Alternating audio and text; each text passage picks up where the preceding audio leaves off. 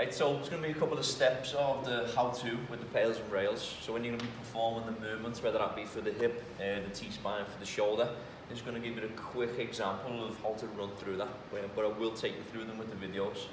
So we'll start on step 1, which is going to be 2 minutes of a passive stretch or a passive hold.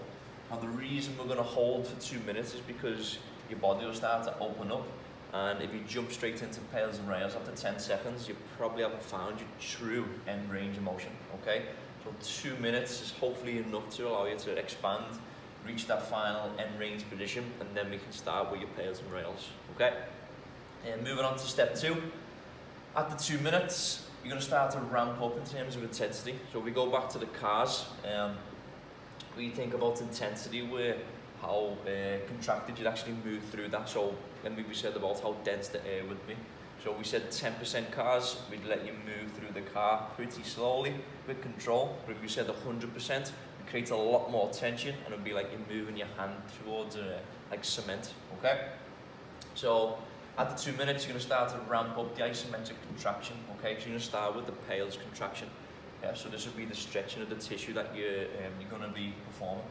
So you start from 10%, work your way up to 20, work your way up to 30, and depending on like the reps or sets you prescribe, it's going to depend on where you're going to stop, okay?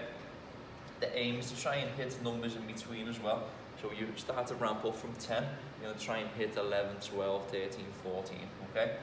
The reason being is you don't just want to jump from a 2 minute passive stretch straight to 100% intensity, okay? Because that can be a little bit damaging. So the aim is just ramp it up slowly, and then when you finally get to your 100%, this is where the good work starts to kick in. So that's moving on to stage 3, step 3. Once you reach your top number, hold for a count of 10 seconds. So that's when you reach either 50, 60, 70 or 100%. You're going to try and perform your safest, best effort and push into the ground or whatever object you're going to be using for 10 seconds. Okay, so that would be at 100%, 80% or whatever you prescribe for you. Once you've performed your pails, you're then going to go to step 4, and that's where you're going to perform the rails contraction, so the opposite direction. Yeah, so working the tissue on the opposite side. Okay, that contraction, it's safe to go straight into a 10-second count. So don't really worry too much about ramping it up. Yeah. After you've done the rails contraction of step 4, I'm going to move to step 5.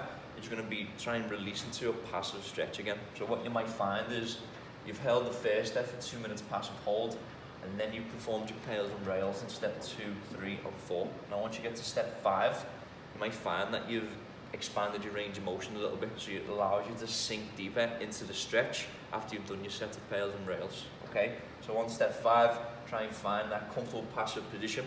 You're probably going to be a little bit uncomfortable in it, but hopefully there shouldn't be any pain or pinching, but we'll talk about that later on. Step 6, you're going to hold for another 30 seconds to a minute, okay? You then got an option to either come out of the pails and rails or the stretch, or to perform another round of the pails and rails, but again, that will be prescribed on your sets and reps within the program, so it's totally dependent on the coach and what he prescribes, okay? Hopefully that's enough to take you through the steps with pails and rails. Now we're going to get into some movements, putting this into action.